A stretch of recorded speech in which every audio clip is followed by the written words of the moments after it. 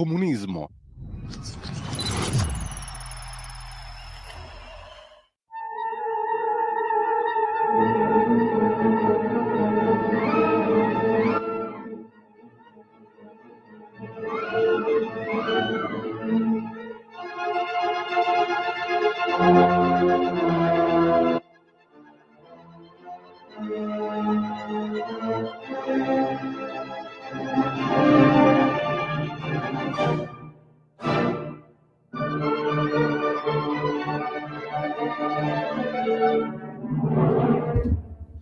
Buongiorno a tutte le ascoltatrici, buongiorno a tutti gli ascoltatori, buongiorno a Carlo Cambi che vedo già collegato con noi e che ringrazio per quest'altra puntata degli Scorretti. Carlo, buona giornata, buona mattina, hai appena finito di fare la rassegna stampa sulla Verità, no? Sì. Sul sito della Verità.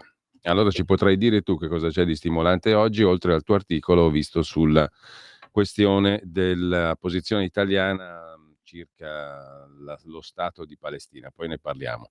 Sì. L'agenzia ANSA in questo momento apre con una notizia relativa alla Global Flottiglia, sotto attacco per 2 ore nella notte, colpite 11 barche, e si chiedono al governo di intervenire e lo chiede anche il deputato Scotto, credo del PD. Siamo vicini a Creta e questo attacco in acque internazionali è illegale, dice il deputato che è inflottigliato anche lui. La portavoce della Global Sumud Flottiglia ha detto che sono state colpite le imbarcazioni di Italia, Inghilterra, Polonia, quindi sillogismo è un attacco ai 3 paesi.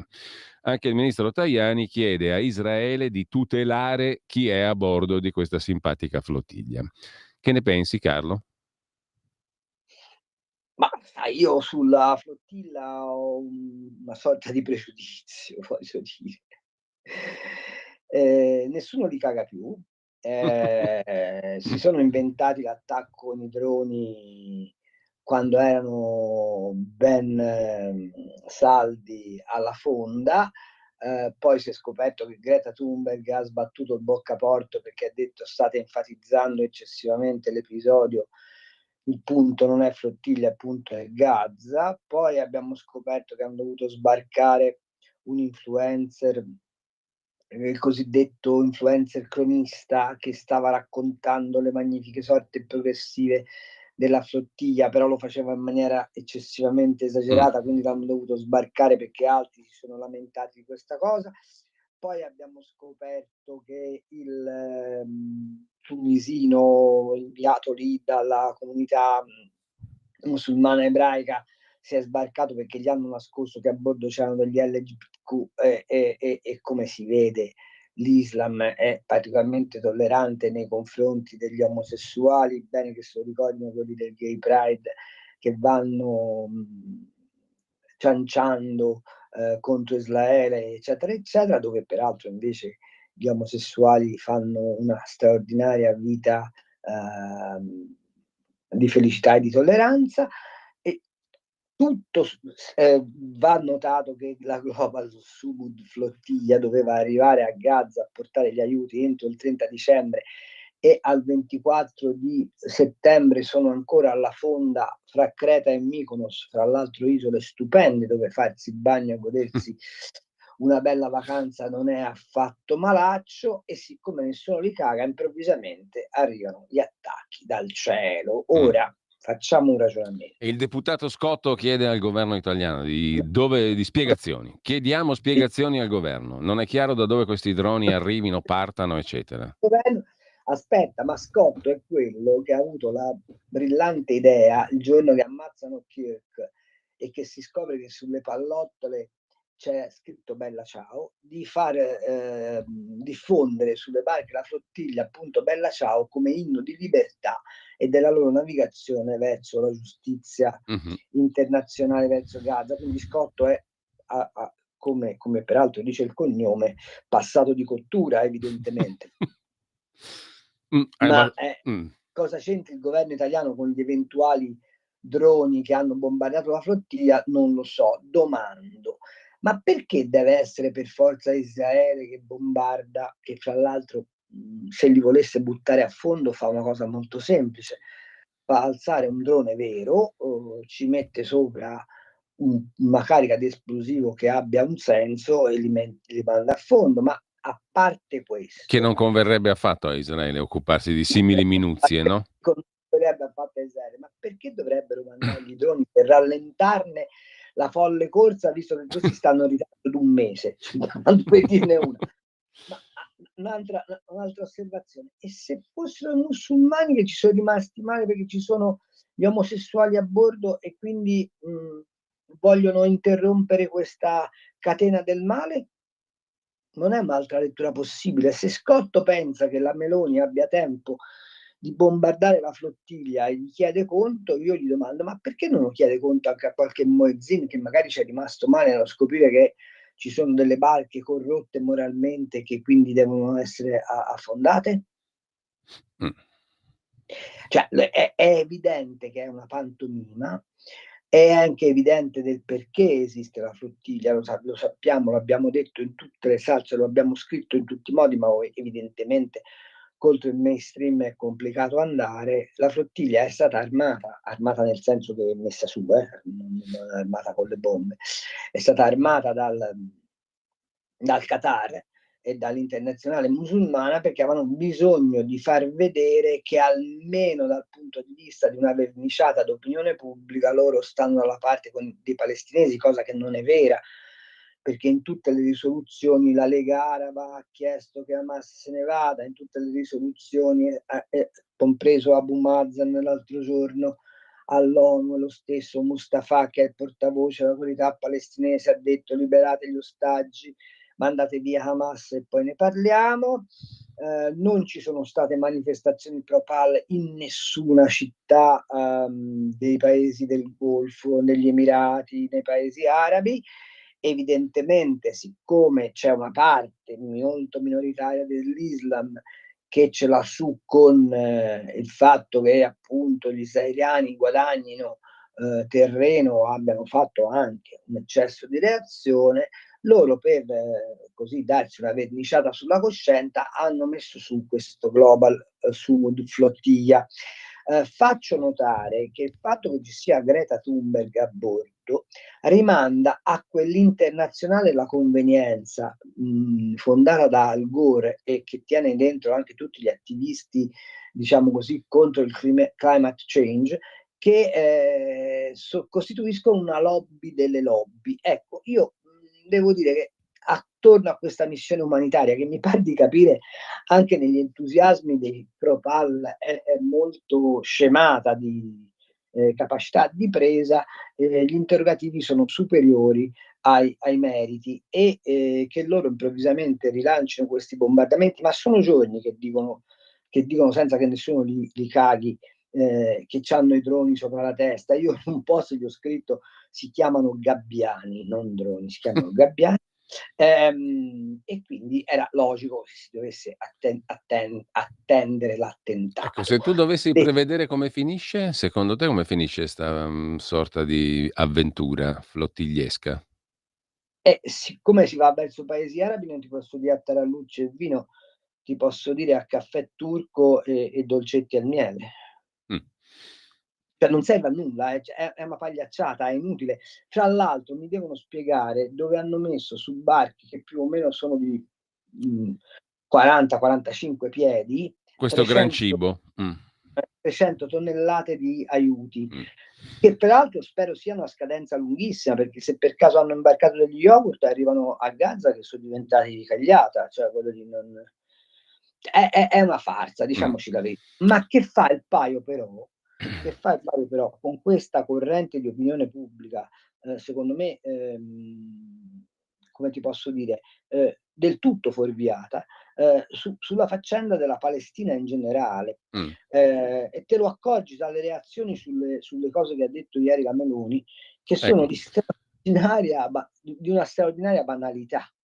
Ecco, tu ci hai Per fatto il pezzo oggi sulla verità, no, quindi, se volessimo riassumere, mi sembra che le condizioni poste da Giorgia Meloni siano 2, che non sono roba da poco: che Hamas ridie indietro gli ostaggi e che si faccia fuori politicamente, che non partecipi ad alcuna esatto. realtà politica istituzionale successiva. A Mi quel fai un punto si può riconoscere lo Stato di Palestina, che peraltro è tutto è tutta una cosa da costruire ancora da zero perché non esiste. Però mi fai un favore, tanto c'hai il computer sotto mano, Sì, non so se sì. può mandare in onda. Cerca la dichiarazione di Abu Mazen. La cerchiamo subito. La Palestina. Abu Mazen ha detto esattamente le stesse cose che ha detto la Meloni. In questi giorni proprio, in videoconferenza. Sì.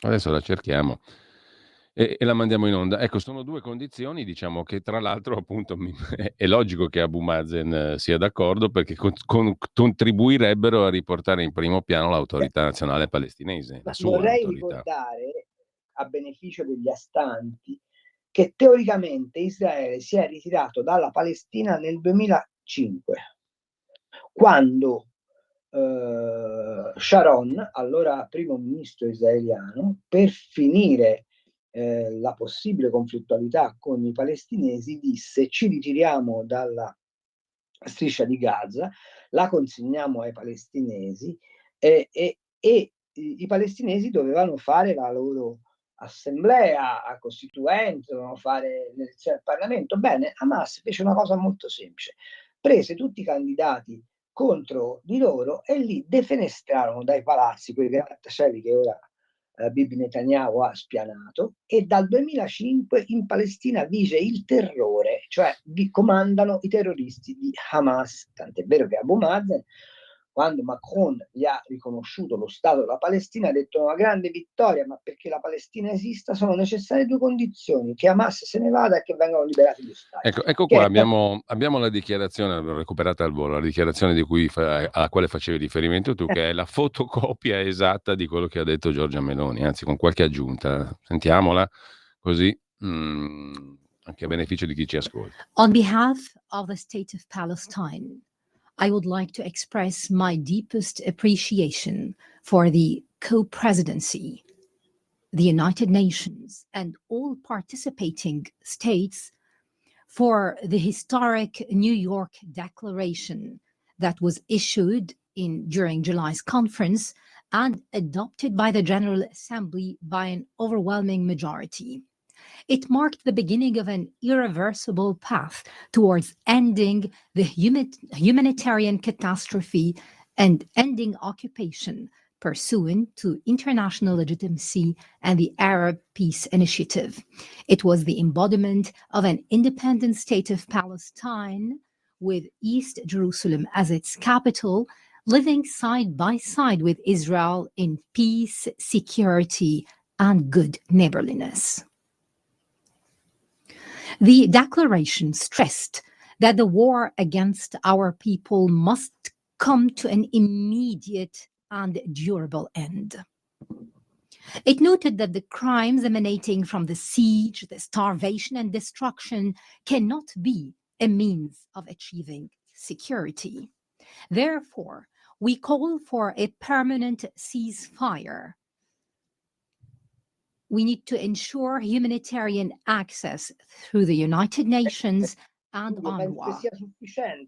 We need to guarantee allora, the la release. sintesi è Hamas non deve avere alcun ruolo nella governance palestinese, deve consegnare le sue armi all'autorità nazionale palestinese, cessate il fuoco immediato e far arrivare gli aiuti a Gaza.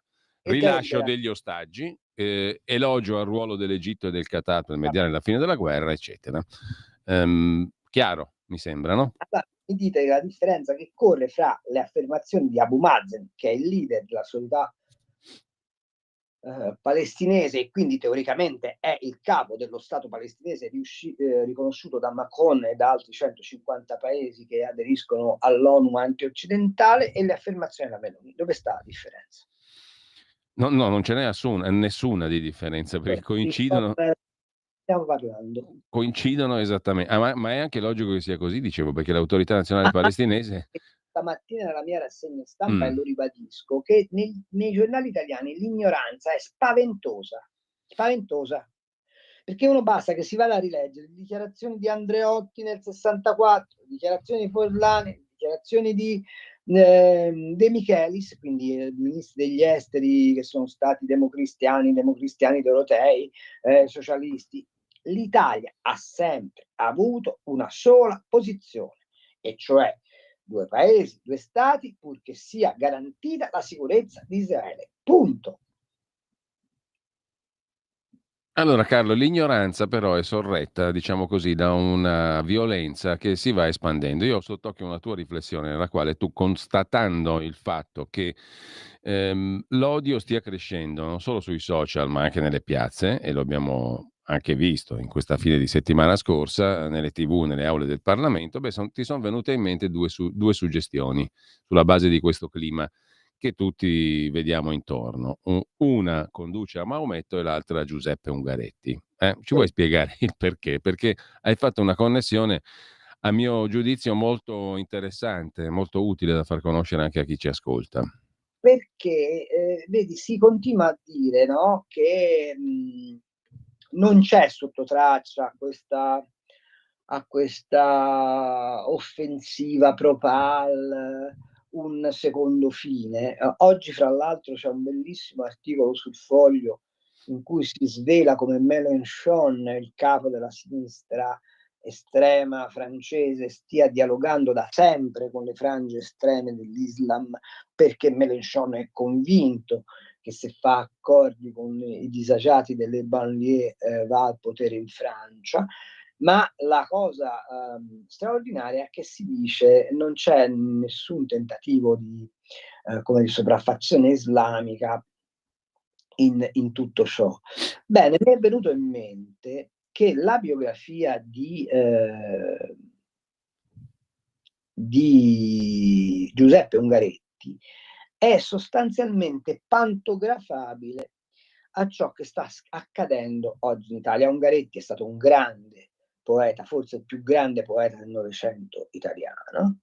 È uno che è nato ad Alessandria d'Egitto, ha avuto per balie una serba, una del Sudan, una croata, e quindi fin da bambino, figlio peraltro di un funzionario italiano mandato in Africa, fin da bambino ha respirato quest'area di cosmopolitismo e di interculturalità, poi finisce in Francia, dove diventa amico, pensa te, di tutta la corrente rivoluzionaria francese, poi a un certo punto si fa attrarre dall'idea del futurismo, comincia a frequentare ambienti della destra, diventa corrispondente del Popolo d'Italia, che allora è giornale socialista diretto da Mussolini, e firmerà nel 25 il manifesto degli intellettuali fascisti promosso da Giovanni Gentile, e questa sua firma lo condannerà praticamente alla morte civile. Perché? Perché non vincerà mai il Nobel,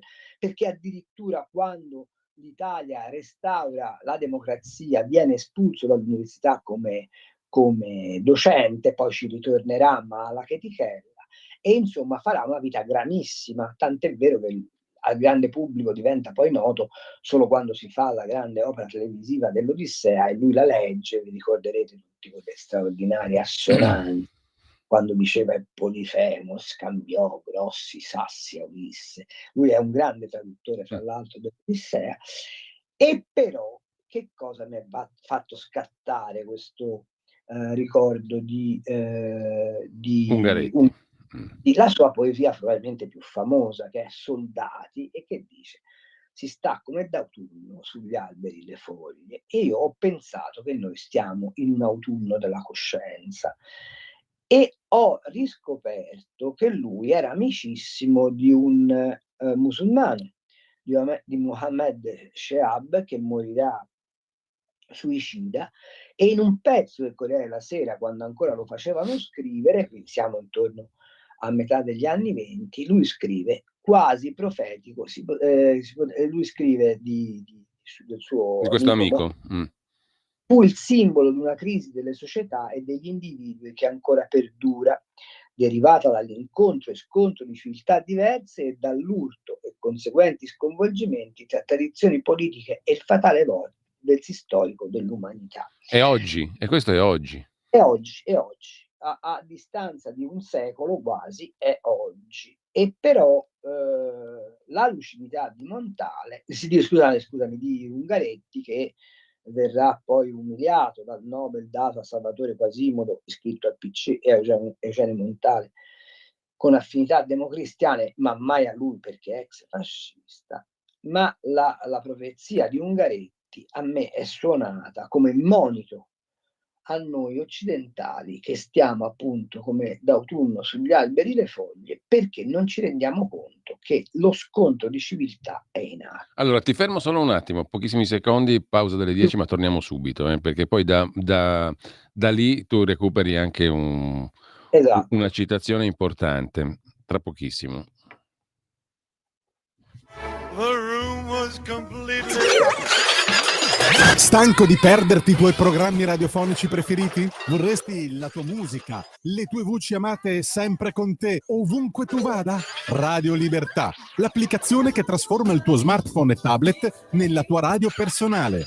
Scaricala ora, è gratis per i dispositivi Android e iOS. Avrai tutta la programmazione quotidiana di Radio Libertà a portata di mano. Scopri di più su radiolibertà.net. Semplicemente la tua radio. Stai ascoltando Radio Libertà, la tua voce libera, senza filtri né censure, la tua radio. Allora Carlo, sono potentissime quelle 3 righe che tu hai recuperato e che Ungaretti scrisse sul Corriere della Sera in morte del suo amico musulmano Mohammed Shehab. Una morte interpretata, lo ripeto, poi ti lascio subito la parola, come il simbolo di una crisi delle società e degli individui, una crisi derivata dall'incontro-scontro di civiltà diverse, dall'urto e dagli sconvolgimenti fra tradizioni politiche e il fatale evolversi storico dell'umanità. Insomma, 100 anni fa sostanzialmente. Ecco, questa constatazione di Ungaretti sullo scontro di civiltà ti ha fatto venire in mente uno dei detti del profeta Maometto, no? Sì, Il passo è breve, il passo è molto breve. Che cos'è che mi ha fatto venire in mente? Il fatto che a un certo punto sul Campidoglio a Roma è sventolata la bandiera palestinese. E a dire che meraviglia, è il simbolo della partecipazione popolare alle vicende del popolo martoriato, viva viva, siamo tutti contenti. E no, perché la bandiera palestinese oggi è la bandiera di Hamas. E allora mi è venuto in mente che c'è non tanto la Summa, la 31, la Sura 31 del Corano, quella che parla dei Romani, ma esiste un Hadith. Che cos'è l'Hadith? Le Hadith sono le profezie attribuite a Maometto, dei motti dell'anima, dei modi di dire, che soprattutto gli imam utilizzano per interpretare la legge coranica, la Sharia. E gli Hadith però sono importanti perché fanno parte della Sunna. E la Sunna che cos'è? È il secondo pilastro del codice coranico e quindi della Sharia. Bene, sapete cosa c'è scritto in questo? In questa Hadith? Conquisteremo la vostra Roma, faremo a pezzi le vostre croci, ridurremo in schiavitù le vostre donne. Che non è un programma occulto, è molto difficile da capire.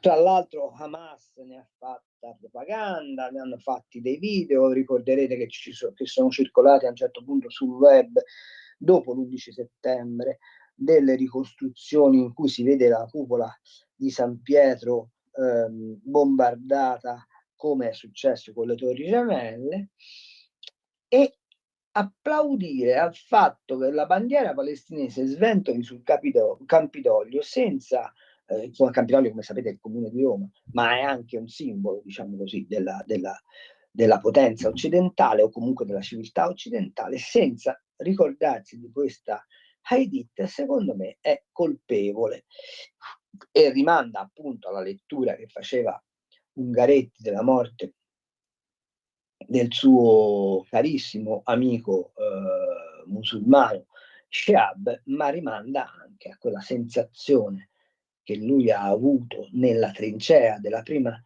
guerra mondiale, e cioè che si sta come d'autunno sugli alberi le foglie, e veramente io penso che noi stiamo vivendo un autunno delle nostre coscienze.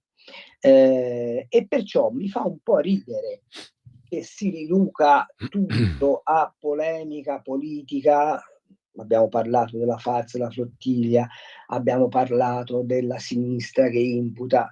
Fra l'altro è meraviglioso notare come oggi Stampa e Repubblica scrivano che la Meloni ha fatto marcia indietro e si è pentita. La Meloni non ha fatto nessuna marcia indietro, non si è pentita di alcunché, ha semplicemente ribadito una posizione dell'Italia che dura da 70 anni in rapporto al conflitto palestinese e, se proprio la vogliamo dire tutta, ha aderito ai desiderata dell'autorità nazionale palestinese, quindi non mi pare che abbia fatto nessuna abiura né nessuna retromarcia. Ecco, di fronte a questo ciarpame polemico c'è sotto sotto questa inquietudine culturale della quale nessuno pare pigliare atto e preoccuparsi, e sono anche un po' arrabbiato con il mio giornale perché di questo aspetto che io avevo messo in rilievo con come si dice, con questa riflessione, che magari è pure una riflessione sbagliata, per amor di Dio, non pretendo avere la verità in tasca, facevo attorno alla figura di Ungaretti, che non è stata pubblicata, avesse invece un suo spessore. Io sono convinto che stiamo perdendo la battaglia delle parole, e perdere la battaglia delle parole, come peraltro ha già perso Israele, che forse vincerà sul campo, ma certamente ha perduto nella coscienza collettiva dell'Occidente, sia molto più pericoloso che perdere le battaglie sul campo militare. Intanto però stamattina mentre venivo qui ascoltavo su Radio 1 un dibattito, un approfondimento con un sacco di ospiti, tutti scandalizzati da quello che Trump ha detto alle Nazioni Unite. Il discorso di un'ora, un Trump descritto come un pazzo incostante, un demente, uno che mette a rischio il mondo. Insomma, invece tu che giudizio hai di quello che Trump ha detto? Non sto a riassumerlo perché già gli ascoltatori lo hanno sentito e strasentito alle Nazioni Unite. Trump ha fatto Trump e, come sempre fa Trump, ha detto in maniera secondo me un po' sconclusionata, o meglio in maniera un po' violenta, delle verità conclamate dai fatti. Punto 1. L'ONU non serve assolutamente a nulla, ma non lo dice Carlo Cambi, l'ha detto Leone XIV nella sua famosa prima intervista, da cui è tratto quel libro che è uscito in Perù e sta uscendo in tutta l'America Latina e che speriamo venga tradotto quanto prima in Italia. Il Papa ha detto una cosa ovvia: l'ONU non mi pare in grado di gestire le crisi internazionali, anche perché ormai l'ONU è monopolizzato dai paesi antioccidentali. Tutti hanno parlato di quella famosa di quella famosa conclusione a cui è arrivata la commissione indipendente sulla Palestina, in cui si parla di genocidio. A confutare che sia un genocidio basterebbe un'osservazione: ci sono un sacco di palestinesi che vivono e lavorano in Israele, nessuno li perseguita, fanno una vita straordinariamente felice, molto più felice di quella che stanno a Gaza sotto il tacco di Hamas. E se fosse un genocidio, cioè la volontà di sterminio di un'etnia, perché questo significa genocidio, probabilmente quelli che stanno in Israele, palestinesi che stanno in Israele, sarebbero stati i primi a essere passati per le armi, no? È successo questo? No, non è successo. Quindi l'ONU non serve, non ha più quella funzione che aveva, cioè di garantire una sorta di interposizione della ragione rispetto agli istinti bassi del mondo, anche perché oggi il mondo non è più quello che abbiamo conosciuto quando l'ONU è stata fondata, e cioè con sostanzialmente due blocchi, quello sovietico e quello occidentale. Oggi è un mondo multipolare che ha bisogno di altri arbitrati. Oltretutto Trump, che sta cercando ovviamente di allacciare relazioni bilaterali col mondo, non gradisce la logica, diciamo così, globalista, pone un problema: mi servono degli organismi che siano in grado di regolare i rapporti B2B, come direbbero quelli che parlano. Non mi servono degli scenari apocalittici. Vorrei far notare che la logica di Trump non è molto diversa dalla logica che ha la Cina o che hanno i BRICS, perché ormai non si ragiona più per blocchi, ma per aree di influenza. E se l'ONU non è in grado di interpretare le aree di influenza, non serve assolutamente a nulla. C'è chi lo critica da sinistra e dice l'ONU è antidemocratico perché a fronte di un'assemblea generale con tutti i paesi, con gran parte dei paesi rappresentati, esiste ancora la casta del Consiglio di sicurezza dove c'è il diritto di veto, benissimo, che obbedisce all'idea che si era avuta dopo il nazismo di creare un organismo di controllo sulle pulsioni più basse, benissimo, si ritiene che sia antidemocratico, allora facciamo un altro ragionamento, com'è che al Consiglio di sicurezza dell'ONU vengono rappresentati due paesi minoritari dal punto di vista sia economico che demografico, cioè la Francia e la Gran Bretagna, che messe insieme non fanno neanche 100 milioni di persone, e sono fuori paesi come l'India, che ha 1 miliardo e 600 milioni di persone, o come il Bangladesh, che ha un altro miliardo di persone. Allora, qual è il parametro? Di cosa stiamo parlando? Quindi Trump ha detto l'ONU è inutile, e di fatto lo è. Lo dimostra una serie infinita di cose, la stessa OMS è inutile. Se ci pensate, stiamo ancora qui aspettando che ci facciano sapere se il virus Covid è uscito per caso o per scelta dai laboratori di Wuhan. Siamo ancora qui ad aspettare di sapere se il Covid è un virus creato in laboratorio o naturale, e l'OMS di questo non ci ha detto nulla, non ci ha detto nulla per esempio delle nuove virosi, non ci dice nulla che non serva allo schieramento dei paesi anti-occidentali. Questa è l'altra cosa che Trump ha detto, secondo me anche questa tratta dall'esperienza quotidiana, è che il Green Deal, cioè che la lobby ecologista si è allargata talmente tanto da aver messo in discussione i sistemi economici.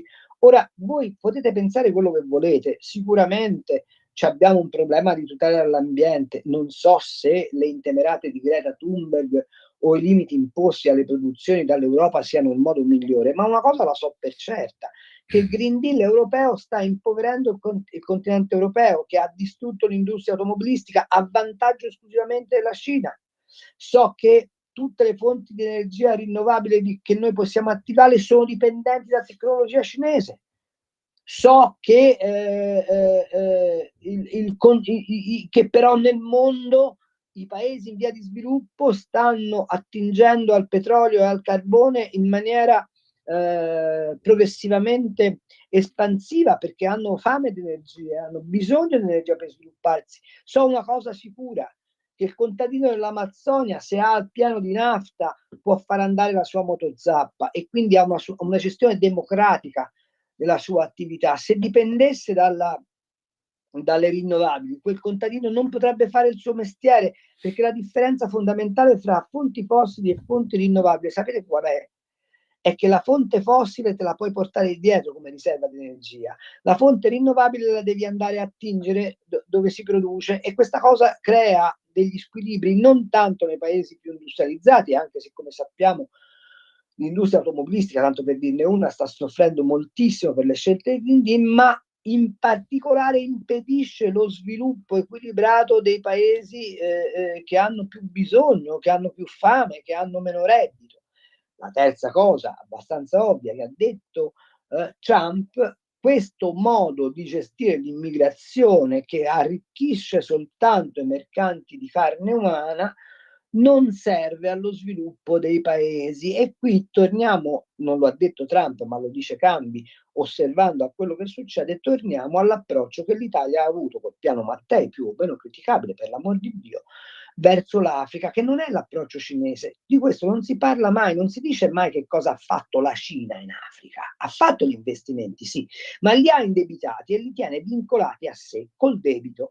L'Italia ha fatto un'altra cosa, che dovrebbe essere la scelta che fa l'Europa se uscisse dalla retorica dell'immigrazione. Andiamo in Africa, diamogli gli strumenti di espansione economica, facciamo degli accordi di collaborazione, assicuriamo uno sbocco di mercato ai prodotti africani, ma con degli standard qualitativi e con degli standard etici paragonabili alle produzioni europee, e contribuiamo allo sviluppo dell'Africa. Questo è il piano Mattei detto in 3 secondi. Ma ve la ricordate la massima di Confucio, tanto per stare dalle parti dei cinesi, che una volta erano una grande civiltà, che dice: se qualcuno ha fame non dagli del pesce ma insegnagli a pescare. Ecco, il piano Mattei, ridotto ovviamente all'osso, poi le popolazioni sono molte e più diverse, è questo.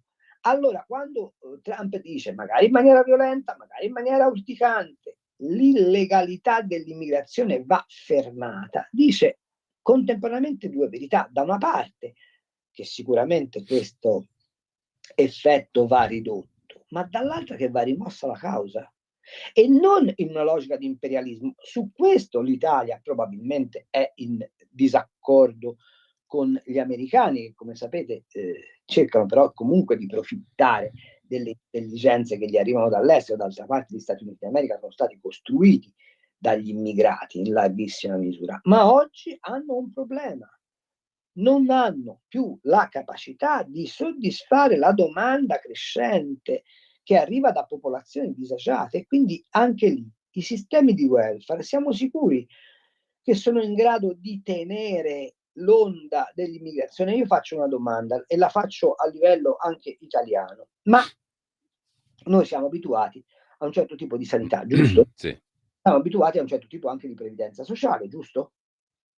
Ecco, gli immigrati secondo voi arrivano perché? Perché sanno che esiste questo modello e quindi immaginano di poter arrivare in un paese dove ci sono delle condizioni di vita e di benessere imparagonabili a quelle che loro hanno nei loro paesi di origine. Ma se l'ondata migrazionista, come vorrebbe la sinistra, non conosce argine, siamo sicuri che i sistemi di welfare nostri sono in grado di resistere e di assicurare quel benessere che l'immigrato immagina di trovare? La risposta è no. Ma se l'immigrato arriva e non trova quel livello di benessere, secondo voi sta con le mani in mano o spacca tutto e mette la bandiera della Palestina sul Campidoglio? Ecco dove sta il ragionamento di Trump. Noi non possiamo cedere al buonismo immigrazionista, perché quel buonismo immigrazionista significa porre le basi della distruzione delle nostre civiltà. Carlo, ti Ora io giro... domando, no, prego. Questo è possibile stupirsi o bisogna approfondire e forse anche aderire? No, c'ho come la sensazione che però siccome si tratta di un personaggio che è sempre sopra le righe o dipinto come tale, allora accantoniamo le questioni di sostanza e rimaniamo alla polemica, no? Così ideologica, superficiale. Allora, ti giro 2 messaggi, poi vorrei toccare un altro paio di argomenti con te prima di aprire le linee telefoniche agli ascoltatori. Ricordo il numero per intervenire tra poco in diretta: 02 92 94 7222. Via WhatsApp potete già scrivere come i messaggi che giro adesso, o anche audio se volete, 340 6709 659. 340 6709 659. Scrive Alberto da Varese: non so se si può dire per radio, ma Hamas ha vinto le elezioni caldeggiate da noi che stiamo dalla parte giusta occidentale, poi siccome non ha vinto chi ci piace bisogna farlo fuori. Non condivido nulla del loro pensiero, ma non è giusto opporsi, se no facciamo come è successo in Romania, che hanno votato sbagliato e bisogna annullare tutto. Nel 2006, peraltro, no? Le uniche elezioni che furono fatte, se non ricordo male, perché poi... Le hanno vinte prendendo candidati opposti a loro e buttandoli sotto dalle grattacieli, ma così si può, va benissimo. Dopodiché non si è votato più perché non è democratico il voto. Comunque, al di là di questo, c'è anche un altro messaggio audio, lo sentiamo. Oh, buongiorno Carlo, sono Walter. Belle le parole che ha detto Cambi sull'Africa, ma c'è un problema sul piano Mattei, che è la massa di denaro che viene erogata per le cooperazioni con l'Africa. Io mi ricordo molto bene il nostro amico Tumolo, se non mi ricordo male, che ci parlava delle porcherie che succedono nella cooperazione internazionale, soldi che girano a più non posso, e addirittura ricordo precisamente l'esempio di una cooperativa africana che aveva prodotto cornetti per fagiolini e che il risultato finale era il costo al chilo di 75.000 euro per ognuno. Cioè c'è tutta quella roba lì che è difficile da smantellare. Grazie Giulio. Carlo. Beh sì, è vero, esiste quel problema lì, ma il piano Mattei teoricamente dovrebbe essere proprio la razionalizzazione di quel tipo di approccio che è stato un approccio lobbistico e di malaffare, e che invece andrebbe ricondotto ad una razionalità economica e una sua efficacia. Lo dico non per fare pubblicità, ma BF, bonifiche ferraresi, guidate da Vecchioni, sta facendo in Africa il lavoro che non ha fatto la cooperazione internazionale, o meglio che ha fatto a costi e a grassazioni spaventose, in una maniera molto diversa, semplicemente con delle partnership d'affari che mettono sullo stesso piano il capitale europeo con quello africano. Quindi è una strada. Non vuol dire che, siccome la cooperazione internazionale ha fallito o ha determinato degli arricchimenti illeciti o ha avuto degli esiti sbagliati, non debba essere preso ad esempio la necessità di far sviluppare l'Africa per mantenere gli africani in Africa. Si tratta di cambiare modello e si tratta di vigilare ovviamente sulle forme, ma questo non si fia nulla. Il piano Mattei, anzi, casomai è esattamente la risposta o un tentativo di risposta al malaffare che ha governato fino adesso la cooperazione internazionale. Ma guardate che lo stesso ragionamento vale per l'UHNRC, quella che si occupa dei migranti, vale per i pezzi di ONU che sorvegliano la Palestina, vale per l'OMS, vale per la FAO, vale per l'UNESCO, vale per tutto quel ciarpame di sovrastrutture internazionali che hanno bisogno di essere riformate e ricondotte ad una operatività reale. Carlo, saltiamo ad altri argomenti e volgiamoci all'interno dei nostri confini, per così dire, confini domestici. Siamo nella settimana post Pontida, no? Un appuntamento che abbiamo seguito in diretta qui anche alla radio. E c'è anche, ed è comparsa anche lì, la prima questione, una prima riflessione sulla prossima legge di bilancio, sulla finanziaria e ancora più vicino, perché si parte questa settimana, il tema delle elezioni regionali. Si inizia con le tue Marche, con la tua regione. Ecco, su tutti questi tre punti vorrei la tua opinione sul Pontida e post Pontida, su che tipo di finanziaria tu immagini si possa realizzare, che mi sembra un appuntamento importante, quello della finanziaria, e cosa si può fare e cosa no, e poi c'è il capitolo appunto delle elezioni regionali. Sono in grado o meno di cambiare gli equilibri? Allora, a Pontida secondo me è venuta fuori plasticamente, che ne dica Matteo Salvini, ma lo capisco perché Salvini ha l'esigenza di tenere il partito unito e anzi ha l'esigenza di rilanciare l'iniziativa della Lega, cosa che mi pare stia facendo. Sono apparse, mi pare, tu fra l'altro c'eri, quindi al limite possiamo anche fare un dialogo su questo, sono apparse chiare che ci sono tre leghe. Una lega che è quella di Vannacci, o meglio, è una lega sulla quale Vannacci ha messo il cappello. C'è una lega che è quella degli amministratori locali, la vecchia struttura, il partito che rimane fedele ad alcune parole d'ordine dell'origine.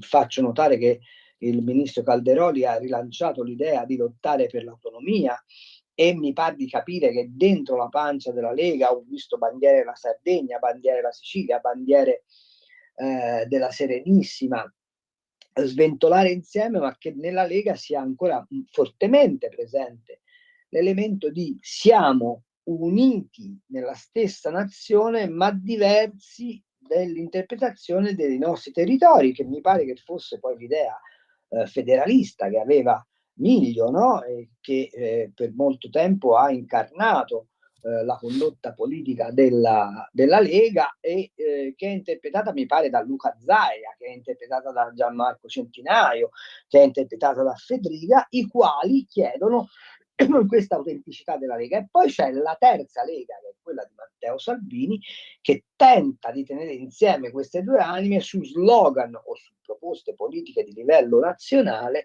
che rilanciano la capacità di incidenza della Lega sull'opinione pubblica. Io non so come andranno a finire le elezioni, quello che so è che queste tre leghe non governate nei territori determinano, ho l'esperienza delle Marche, degli smottamenti spaventosi all'interno del partito, quasi che per esempio i vannacciani, che hanno una certa come dire, propensione alla protervia, vogliano interpretare da soli lo spirito della Lega, dimenticandosi che la Lega invece è stata il partito dei ceti produttivi, degli artigiani, dei commercianti, degli operai, di coloro i quali si spaccano la schiena dalla mattina alla sera per assicurare un futuro ai figli e per dare dignità ai territori. Ecco, questa cosa qua, secondo me, è vero che c'è stato il congresso a Firenze l'anno scorso che ha incoronato Salvini fino al 29 come segretario del partito, ma secondo me oggi Salvini, al di là della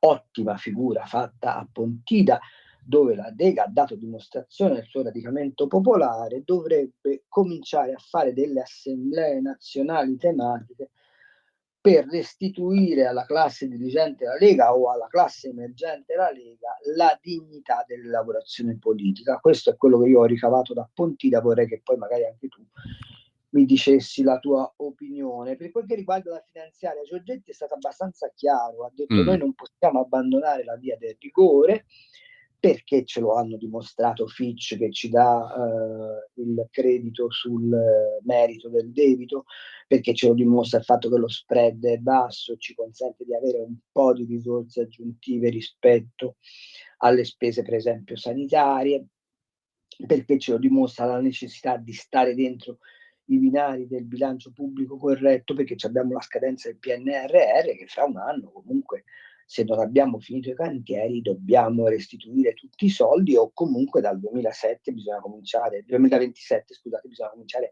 a restituire le somme, ancorché gravate di interessi molto modesti, ma vanno comunque restituite, quindi c'è un problema di approvvigionamento del bilancio pubblico. Tutto questo però contrasta con un'esigenza ineludibile. L'Italia ha un problema di crisi di domanda interna, il che significa che dobbiamo liberare dal peso fiscale una parte di redditi, e questa parte di redditi da liberare è sicuramente quella del ceto medio. L'ultimo studio fatto da Itinerari Previdenziali, diretto dal professor Brambilla, ci dimostra come chiaramente chi sta fra 37-38 mila euro e 50.000 euro in questo paese stia sostanzialmente peggio di quelli che stanno fino a 25.000 euro, perché i bonus non scattano, perché le agevolazioni di welfare non incidono, eccetera, eccetera, eccetera. Abbiamo un sollievo neanche troppo rilevante dalle manovre della BCE sul tasso di sconto. Come sapete, la Lagarde è molto sparagnina su questo, bisognerebbe invece, secondo me, abbassare drasticamente per liberare risorsa economica. E abbiamo un ulteriore problema, e cioè quello di tentare di ridurre l'aliquota fiscale, di passare al quoziente familiare, se vogliamo incrementare la natalità, e di riformare complessivamente il fisco. Il povero Gusmeroli insiste sulla delega fiscale che in realtà è stata data al governo ma non ha fatto passi avanti. Quindi la finanziaria deve essere quella roba che tiene insieme da una parte il rigore di bilancio, perché bisogna continuare su quella strada di risanamento, ma dall'altra deve redistribuire risorse, o meglio deve evitare di drenare troppe risorse dalla fascia centrale di reddito, che è quella che però può fare aumentare i consumi, facendo aumentare i consumi fa aumentare il PIL, facendo aumentare il PIL dà solidità al paese e sostanzialmente compensa anche le minori entrate fiscali, perché più volume di sviluppo hai, più, anche con aliquote più basse, incrementi le entrate dello Stato. L'ultimo capitolo fondamentale sulla legge di bilancio, bisogna che Giorgetti metta mano al cosiddetto fiscal drag, perché noi siamo usciti da anni di inflazione molto rilevante. È vero che ultimamente sta bassa, però per esempio sui generi alimentari, sulla borsa della spesa l'inflazione continua ad essere molto alta. Questo gonfia le retribuzioni, ma gonfiando le retribuzioni gonfia anche le aliquote fiscali, e gonfiando le aliquote fiscali alla fine il risultato netto fra ciò che hai guadagnato e ciò che il fisco ti ha levato è peggiore di quello che avevi prima, per cui un meccanismo di sterilizzazione del fiscal drag, o comunque di aumento più che progressivo delle retribuzioni, bisogna che sia studiato. È vero che le paghe non possono aumentare per decreto, perché altrimenti cadiamo nella retorica bolsa e menzognera dell'ashline del salario minimo, ma è anche vero che si possono adottare delle norme fiscali per cui ci sia un po' più di grasso nelle tasche degli italiani. Questo detto molto velocemente. Poi c'è il capitolo regionale, ma abbiamo la pausa delle 10:30. Ci sentiamo tra poco. Lo amiamo perché ci offre sempre le cose più buone e naturali. Linea Alberto Acerbis. Ma buongiorno a tutti gli amici di Radio Libertà, eccolo qua, mamma mia, io vi vedo con gli occhi al cielo, mamma mia, che amore qua ancora Alberto Acerbis. Abbiate pazienza. Un minuto. Visitate olioacerbis.com, andate nel reparto dell'integrazione, troverete in modo particolare, questo è il momento, Bronco Free. Cos'è che schi? Bronco Free, noi lo proponiamo su questa emittente da 23 anni. Matteo si ricorda. Perché è importante Bronco Free? Perché in maniera naturale e non chimica calma tosse grassa, tosse secca, fluidifica il catarro in eccesso per facilitare l'espettorazione. Ok, parlo difficile. Per facilitare l'espettorazione. La presenza del timo, altea, papavero, marrubio e verbena, che sono calmanti, coadiuvanti anche della tosse, ce la calmano. Quindi la bava di lumaca fluidifica il catarro. Timo, verbena, papavero, marrubio calmano la tosse. Alla mattina vi svegliate, pantofolina, zec, 2 bei colpi di tosse e vi liberate. È importante. Guardate che non contiene né glutine, né saccarosio, lattosio, OGM coloranti. Possono prendere anche i piccini. Chiaramente però non è una cosa industriale. Quindi, velocemente, se volete prenotarlo, 59 euro, 3 flaconi, 3. olioacerbis.com, sezione integrazione, oppure se volete farlo stamattina chiamate, per informazioni c'è Miriam, 030 68 40 408, ma andate a visitare il sito, non perdiamoci di vista, dite come ci è conosciuto Radio Padania, un regalo per voi. Radio Libertà, ho sbagliato, sarò nostalgico, vabbè, olioacerbis.com, vi voglio bene. Stai ascoltando Radio Libertà, la tua voce libera, senza filtri né censura. La tua radio. Mi ha capito che Acerbis è nella seconda delle leghe, quella degli amministratori locali di Zaia, di Fontana e di Federica. Io sono un po' arrabbiato con te. Perché? Ma hai promesso Bronco Free e non ho ancora visto niente io. No, guarda, devo rimediare, hai ragione Carlo, mea culpa. Sta arrivando l'inverno, mea culpa. Spettorante, ragazzi, cioè non la faccio. Hai ragione Carlo, provvederò al più presto. Intanto, no, lasciami dire che è una forza della natura, cioè, è fortissimo. Dobbiamo voler bene per forza, perché è veramente fortissimo. No, stavo dicendo che sono d'accordo con la tua lettura sulla questione delle 3 anime della Lega, no? Perché sono abbastanza visibili. Mi veniva da chiederti, dal tuo punto di vista, se queste 2 sono effettivamente sintetizzabili nella terza, quella che Salvini come segretario naturalmente cerca di fare già adesso, di operare una sintesi, di tenere insieme i vari filoni. Però sicuramente ci sono questi 2 filoni che tu hai individuato, ma mi sembra evidente, chiaro. Sintetizzabile la cosa secondo te? E poi passiamo al capitolo regionali, ma apriamo anche le linee, perché lo dico alla regia, apriamo le linee così chi vuole intervenire può cominciare a chiamare allo 02 92 94 7222.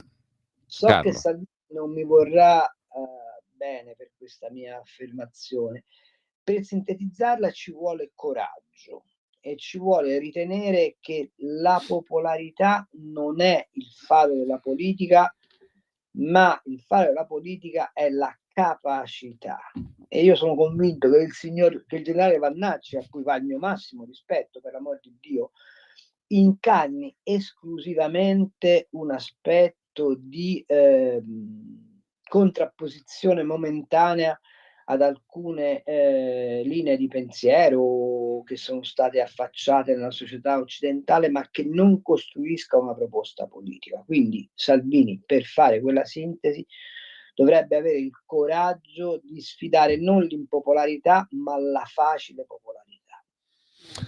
Allora, 2 telefonate, le prendiamo al volo. Pronto? Sì, pronto, buongiorno, sono Buongiorno. Fabrizio di Sabbio Chiese. Buongiorno Fabrizio, prego.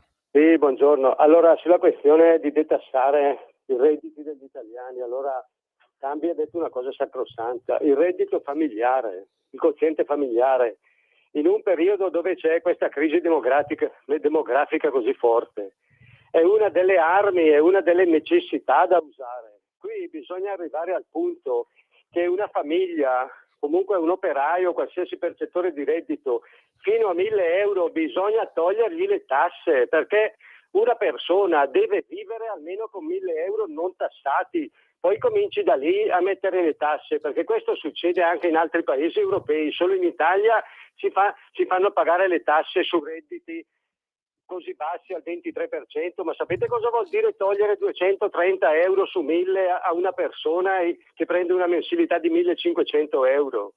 È importantissimo il quoziente familiare, poi bisogna spingere, perché quest'anno mi sembra di aver capito dall'andazzo che non arriveremo neanche a 340.000 nascite.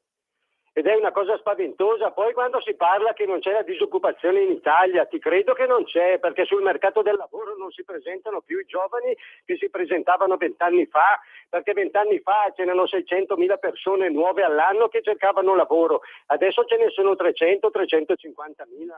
Cioè, ce lo vogliamo raccontare che fra 20 anni qui non troveremo più nessuno che lavora? Cos'è? Importeremo chi? Gli africani? Importeremo quelli del Medio Oriente che non sanno fare nulla? Cioè, è vitale questa cosa lì, la Lega si deve battere, le famiglie devono avere il reddito necessario per vivere, perciò si va a tagliare a tutte le castronerie come dare i soldi al cinema fallito italiano, a tutti questi convegni, a questi pseudo centri culturali che non servono a niente. Prima viene la natalità, prima bisogna difendere la popolazione, non le cazzate. Allora, grazie Fabrizio, ci sono altre 2 telefonate, mi raccomando essere sintetici. Pronto? Buongiorno a tutti e due, Lisetta. Buongiorno. Allora, prima cosa devo ringraziare il signor Cambi dell'articolo che ha scritto su Pontida di lunedì. Seconda cosa, siccome tutti stanno parlando di Trump, io non voglio farne a meno. Allora, secondo me, di quello che penso la Lisetta, nella sua prima campagna Trump descrisse, mi sembra, il suo obiettivo dicendo: vinceremo così tanto che potreste pure stancarvi di vincere. Allora, direte voi, basta, per carità, troppe vittorie, non ne possiamo più, signor Presidente, è troppo? E io dirò no, non lo è, dobbiamo continuare a vincere. Allora, l'America può vincere, secondo me vincerà la competizione strategica con la Cina, ma la vittoria può prendere molte forme, non richiede, a Dio piacendo, una vittoria in una guerra calda, sempre secondo me. Le politiche di Trump rimetteranno in sesto il paese perché non danno più per scontato che Pechino segua le regole e perché ci renderanno meno dipendenti da essa per i nostri bisogni elementari e strategici. Danno persino spazio ai cinesi per mettersi in regola. Il presidente, secondo me, è lesto a perdonare oppositori politici e geopolitici e a muoversi verso, mi sembra, relazioni produttive e vantaggiose. Grazie signora, però sintesi, ecco l'ho detto prima, vediamo di sintetizzarle le cose, no? Di espanderle. L'altra telefonata, pronto? Sì, pronto? Buongiorno. Buongiorno Gino.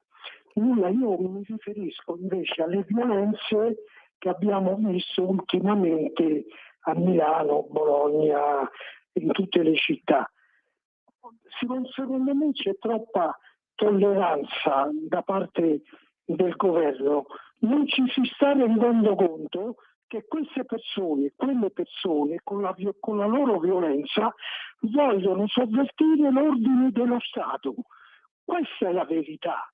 E il governo sta sottovalutando per non invitare la sinistra che è complice di tutto questo.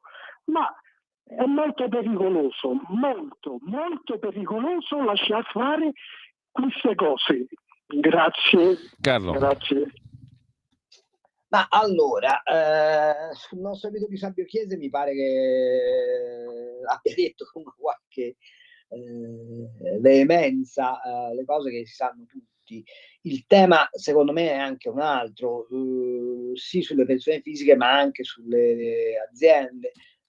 Ieri facevo una botta di conti: se tu sei un signore che ha un SRL e ci vuoi campare sopra, sappi che partendo da un fatturato di 100.000 euro, alla fine di reddito disponibile che ti rimane in tasca sono 24.000 euro, perché fra prelievi fiscali e prelievi previdenziali, da distribuzione di un utile di una SRL, sostanzialmente è soggetta a una tassazione che sfiora il 70%. È evidente che così facendo non si va da nessuna parte. Per quel che riguarda Trump, io non so se sia stanco di vincere. Quello che so è che la società americana è stanca di tollerare una visione di sé medesima di minoranza. Quanto riguarda la Cina, Xi Jinping sta accelerando quanto più può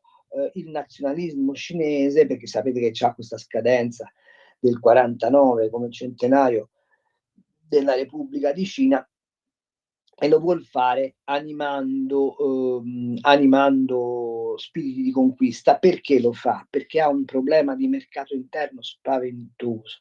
Noi siamo sempre convinti che la Cina sia Shanghai, sia Pechino, sia Hong Kong. La Cina è anche la Mongolia, la Cina è anche il territorio del nord-ovest, la Cina è anche quell'insconfinato contado che ha appena adesso ha raggiunto livelli di sussistenza, e la Cina ha una crisi di domanda interna spaventosa, per cui si trova con un surplus produttivo e deve per forza esportare materie prime, altrimenti gli si ferma l'industria. Quindi la Cina ha elementi di forte debolezza al suo interno.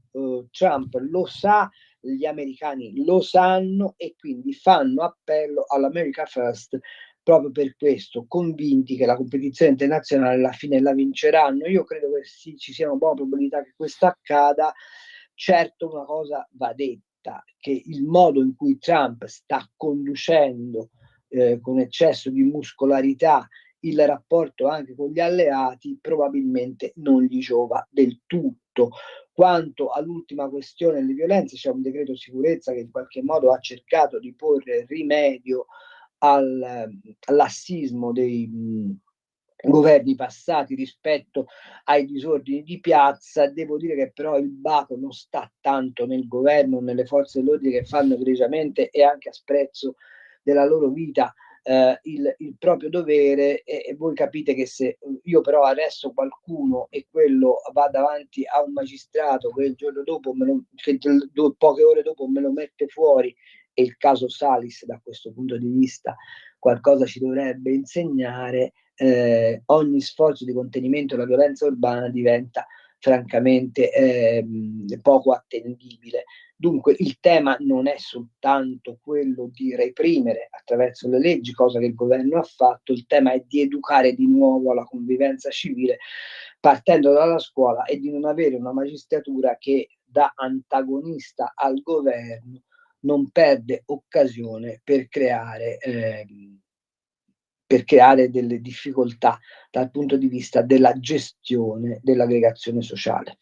2 telefonate e un messaggio. Maurizio, ricordiamo di dare un segnale detassando almeno in parte le pensioni, denaro già tassato. E poi 2 ascoltatori in attesa. Pronto? Pronto, buongiorno. Sì, pronto, sono in linea? Prego, buongiorno. Buongiorno, un complimento a lei, dottor Cainarchi, e al dottor Cambi. Io sono Ettore da Palermo.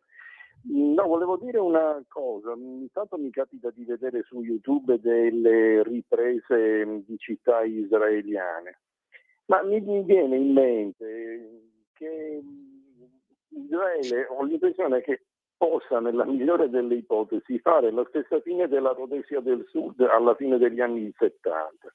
Non lo so, ho un po' questa sensazione. Grazie, vi ascolto per radio. L'altra chiamata, pronto?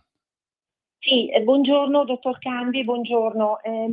Volevo appunto ringraziare Trump, che ha detto tutto quello che andava detto, tutto quello che è la verità, e come ha detto la vedova di Kirk, voi non avete idea di cosa avete scatenato. Questa Queste persone forse non hanno idea di come sta cambiando il mondo, di come è già cambiato e di come cambierà. Si attaccano a dei piccoli cavilli, ma Trump e chi c'è dietro di lui ha già deciso, ha già cambiato questo mondo, quindi fatevene una ragione e andiamo avanti. Grazie Presidente Trump, buongiorno. Carlo, la Rhodesia meridionale, che era una colonia britannica, no? Guarda che gli israeliani sono un po' diversi dai Sì, coloni infatti. sudafricani, non credo che finirà così. Sono molto preoccupato del fatto se la internazionale sunnita scatenerà una guerra contro l'internazionale sciita e che quindi l'esplosione di conflitti dentro il mondo arabo incrudisca quel fronte. A Gaza finirà come sappiamo, cioè finirà con 2 stati e 2 popoli. Il problema qual è? Che manca un'autorità sovranazionale capace di gestire il momento di passaggio, che è poi la vera ragione per cui dalla risoluzione del 48 delle Nazioni Unite, quella che ha fatto di fatto sorgere lo Stato di Israele, non si è mai riusciti a trovare una pacificazione di quell'area. Lì bisogna che i paesi arabi decidano di farla finita col terrorismo islamico, bisogna che decidano di farla finita con l'Iran e bisogna che l'Occidente smetta di essere accondiscendente a delle logiche che non appartengono alla convivenza civile. Dopodiché la situazione si può anche risolvere, non sono d'accordo sulla ipotesi della Rhodesia, sono più d'accordo su un'ipotesi Corea del Nord e Corea del Sud. Intanto leggo dall'ANSA in prima pagina la protesta del PD di Alleanza Verdi Sinistra e 5 Stelle alla Camera hanno occupato l'emiciclo e anche i banchi del governo. Quale motivo? Per la flottiglia e per quello che dicevamo prima. Domani Crosetto riferirà in aula. Le opposizioni, ti sto leggendo il lancio d'agenzia, PD 5 Stelle e AVS hanno chiesto a inizio seduta la convocazione urgente di una capigruppo alla Camera per discutere di quanto avvenuto stanotte con gli attacchi israeliani alla flottiglia. Sono definiti così. Sic et simpliciter. Decisa la protesta dei 5 Stelle, che con Ascari e Ricciardi hanno annunciato che avrebbero bloccato con ogni mezzo i lavori parlamentari in aula e nelle commissioni. Il presidente di turno, Moulet, di Forza Italia, ha riferito di aver avuto disponibilità da parte del presidente della Camera, Fontana, ad anticipare la capigruppo già convocata per questo pomeriggio al termine dei lavori mattutini dell'Aula. Alcuni deputati di opposizione hanno comunque occupato l'emiciclo e i banchi del governo in segno di protesta, con la promessa dei 5 Stelle che andranno avanti finché il governo non si presenterà a riferire. La capogruppo del PD Braga si è unita alla richiesta di Alleanza Verdi e Sinistra, che la richiesta è stata questa: non possiamo continuare i lavori in questa situazione. AVS chiede che venga convocata subito la capigruppo per verificare la disponibilità del ministro Crosetto e del governo di venire in aula prima che la situazione diventi drammatica. Si è unita anche a questa richiesta la capogruppo del PD, Chiara Braga. Serve un momento di assunzione di responsabilità del Parlamento. Quello che è avvenuto è un attacco all'Italia e non possiamo essere silenti, quindi sarebbe un attacco di Israele contro l'Italia a sto punto. Dalle parole si è passati ai fatti, racconta ancora l'agenzia ANSA, e i deputati e le deputate Alleanza Verdi Sinistra, insieme alle opposizioni, PD 5 Stelle, hanno occupato i banchi del governo, tornando a chiedere la convocazione della conferenza dei capigruppo, iniziative immediate del ministro Crosetto a difesa della flottiglia, ci mandiamo la Marina Militare, sotto attacco dei droni israeliani, e le comunicazioni di Giorgia Meloni. Ascoltate le richieste avanzate dalle opposizioni in aula, la presidenza della Camera si è subito attivata con la presidenza del Consiglio e il ministro per i rapporti con il Parlamento.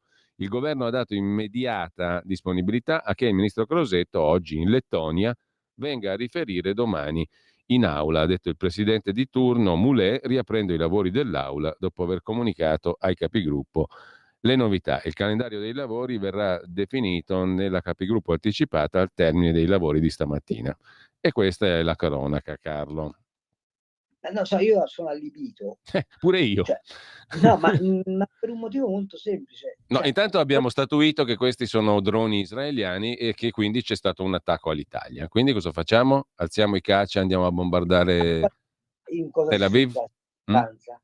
Per il fatto che a bordo di quelle barche, ci sono anche degli italiani, questo è l'attacco all'Italia? Sì, presumo, immagino. Domando, quando gli Houthi attaccano le navi italiane e le abbordano e le vogliono buttare a fondo, che facciamo? Dichiariamo guerra all'Iran perché l'Iran protegge gli Houthi? Quando la internazionale islamica minaccia di conquistare Roma, che facciamo? Dichiariamo guerra? No? Cioè, mi sfuggono i confini della responsabilità del governo, mi sfugge intanto come si sia potuto accertare che quei droni siano sicuramente di matrice israeliana, e mi sfugge in ultimo quale sarebbe la risposta che dobbiamo dare.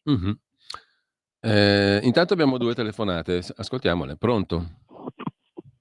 Sì, pronto, buongiorno, sono Marco. Buongiorno da Marco. Milano. Prego. Buongiorno a lei e buongiorno a Carlo Cambi. Sarò molto rapido, ma io dico anche una cosa, ma quando l'ISIS, l'internazionale musulmana, che ha una matrice molto chiara, va bene, sunnita, finanziato dall'Algeria, finanziato dalla Turchia, finanziato dal Qatar, ha colpito le nostre capitali, abbiamo forse dichiarato guerra al Qatar o alla... Non mi sembra. Non solo, io ho un'altra domanda. Mi sembra che nell'impazzimento generale venga dimenticata questa cosa. Io sono stato per motivi medici, sono stato in una grande di palestinese, e vi dico subito anche come si chiama, Ain el-Helwi, che si trova vicino a Aida, Sidone, in Libano, va bene? Nel campo profughi, quando il personale medico, quindi non è che stiamo parlando di personale militare, quando il personale medico e il sottoscritto, come facente parte del personale medico, è entrato nel campo profughi di Ain el-Helwi, abbiamo dovuto firmare una manleva per l'esercito libanese che circonda il campo profughi, quello come Sabra, Shatila e altri, va bene? Abbiamo dovuto firmare una manleva che, se ci fosse capitato qualche cosa, l'esercito libanese che circonda anche oggi il campo profughi palestinesi con dei tank, con delle mitragliatrici puntate ad alzo zero contro i palestinesi, non sarebbero giunti all'interno di quel campo profughi per liberarci. Un'altra cosa, quando noi siamo stati all'interno di quel campo profughi, vorrei spiegare alle anime belle che oggi parlano e solidarizzano tutti con i palestinesi, i campi profughi funzionano così: c'è una bella sbarra, c'è un fedain armato con una K47 e ci sono delle zone, va bene? Ogni quartiere viene controllato da dei gruppi armati. Per esempio, noi siamo entrati all'interno di Ain el-Helwi, subito a destra c'erano queste casematte con i fedayun armati da Hamas, va bene, dall'altra parte c'era la Gamata islamica, dall'altra parte c'era la Gamata al-Nusra, l'ISIS, Al-Qaeda, all'interno dei campi profughi, con la popolazione civile palestinese che vive controllata dai fedain armati e dai generali, va bene, che sono dei signori della guerra che fanno contrabbando, armati poi di tutto punto, per una legge scellerata dell'ONU che fa sì che all'interno dei campi profughi i palestinesi siano armati.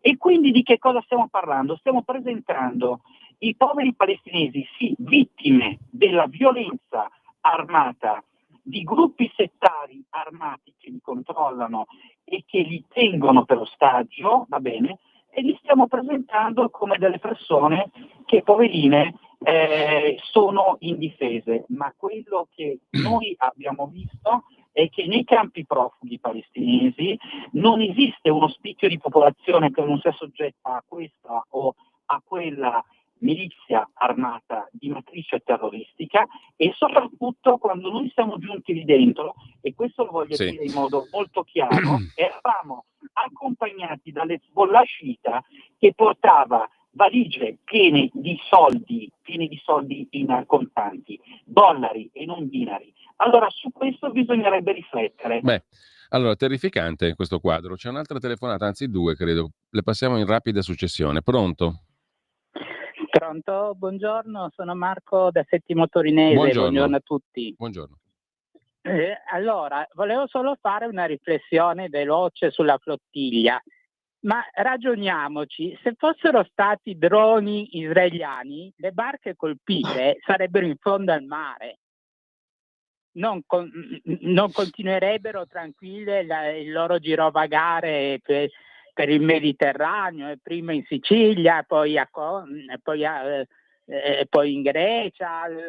Stanno facendo una vacanza questi qui e fanno una cagnara tremenda e fanno finta di essere attaccati.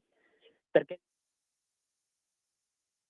Chiedo scusa. Altra telefonata ancora, poi la parola a Carlo, perché sono le 10:56 tra l'altro. Pronto? Pronto? Buongiorno. Buongiorno Giulio, buongiorno Carlo. Allora, intanto un ringraziamento a Giulio per la segnalazione del libro Ritorno a Sion che ho letto quest'estate e che mi ha aperto gli occhi su alcune realtà. Prima delle tutte volevo un vostro commento sul fatto che l'antisemitismo in Europa forse è nato ben prima del nazismo e anche in posti insospettabili, direi. Questa è una prima richiesta di vostro commento. E poi un commento su un'affermazione fatta da Claudio Borghi Aquilini ieri sera, che ho sentito nella trasmissione di Antonino, di questa voglia di guerra che c'è in Europa. Volevo chiedere a voi se secondo voi è una voglia reale o se è solo un sotterfugio per spillare altri soldi ai cittadini europei ed italiani in particolare. Allora, grazie buona anche giornata. a te. Abbiamo solo 3 minuti, Carlo, delle elezioni regionali, poi ti chiedo solo un flash in finale. E aggiungo una cosa però che non ho ben capito. Il ministro degli esteri Tajani, in relazione a tutta questa storia della flottiglia che si dà per scontato, attaccata dai droni israeliani, eccetera, eccetera, chiede a Israele di garantire la sicurezza di quelli che sono a bordo della flottiglia. Non è che l'abbia capita molto io sta roba qua. Tu mi spieghi meglio. No, non la capisco nemmeno io, però perché dovrebbe garantirla Israele, visto Appunto. che le navi stanno in acque territoriali greche, da quel che si capisce? Cioè, se Israele dovrebbe garantire la sicurezza di una serie di navigli che sono in una chiara missione propagandistica e ideologica contro Israele. Fermati. Boh. Ragioniamo di diritto internazionale. Sì. Internazionale, che non è un paese NATO, se ne va che per non acque è internazionali. dall'alleanza con la Grecia, dovrebbe garantire in acque internazionali vicino alle coste di un paese sovrano che è la Grecia, la sicurezza di quelle barche facendo quali azioni? Appunto. E questo è il punto. Senza violare il diritto internazionale, perché loro si attagliano sempre al diritto internazionale e dunque la eventuale io fossi Netanyahu a questo punto il problema lo risolverei. Assegnerei una scorta navale alla flottiglia che però conduco nel porto che dico io, perché se io gli devo garantire la sicurezza e li devo scortare, faccio un convoglio navale e li porto dove dico io, per ragioni di sicurezza, giusto? Sì. Cioè, siamo alla follia più totale. Ecco, però questa follia qui sta occupando i banchi del governo. E appunto, ma lì che avevano perso il nome della ragione. Faccio notare che i signori della flottiglia hanno già detto di essere stati bombardati quando ero alla fonda